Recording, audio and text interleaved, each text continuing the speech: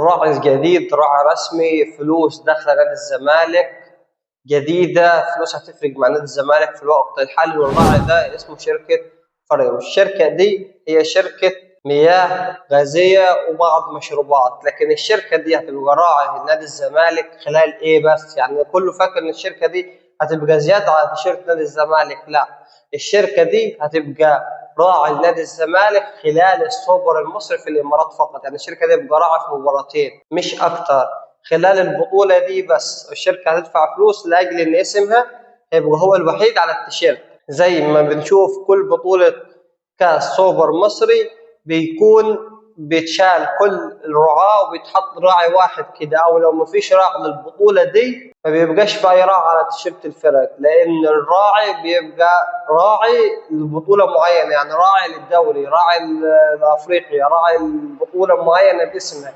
لكن لما تتغير البطولة بيتغير الراعي، فالشركة دي هتبقى الراعي لنادي الزمالك